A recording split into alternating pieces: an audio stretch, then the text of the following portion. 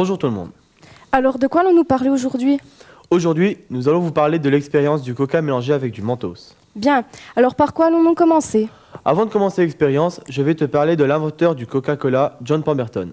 John Stice Pemberton est né en 1831 à Knoxville, en Géorgie. La Géorgie, le pays à côté de la Russie? Non, la Géorgie se trouve aux États-Unis d'Amérique.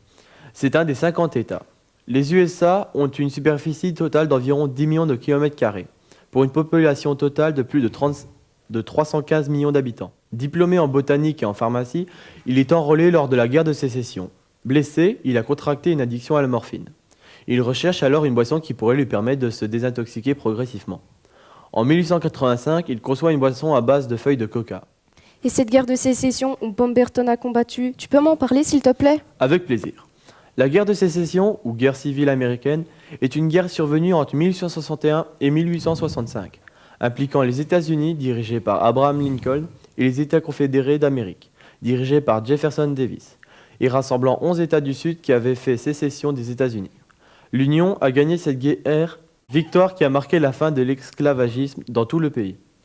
Bon, c'est intéressant tout ça, mais on l'a fait cette expérience maintenant? Oh là, ne sois pas aussi pressé. Alors, pour commencer, il nous faut du coca, mais le Coca Light marche mieux pour cette expérience, des bonbons Mentos à la menthe, mais attention, pas des chewing-gums, une paire de ciseaux, du fil. Vas-y, explique pendant que je fais. Alors, d'abord, prends le bouchon de la bouteille de coca, perce-le avec le ciseau.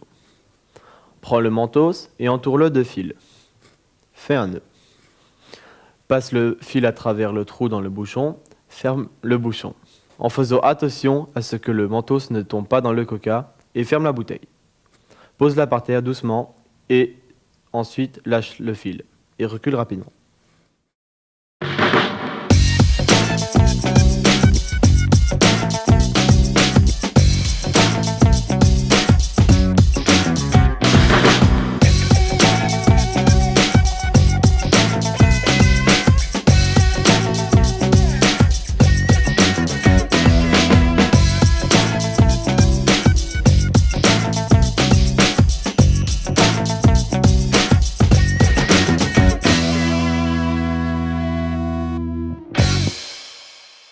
Oh, mais pourquoi ça fait ça?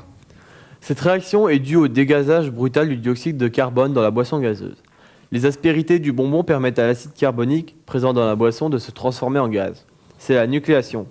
Le mentos accélère cet effet car sa gomme arabique amplifie la libération du CO2. Bon, si tu ne veux pas te retrouver à nettoyer pendant des heures, ne reproduis pas cette expérience, en tout cas pas à l'intérieur. Et surtout, cliquez sur j'aime. Damien. Marche mieux pour cette expérience. Ça me rassemblant 11 États du Sud. Dans la boisson. Il y avait... Je dois frotter le sol.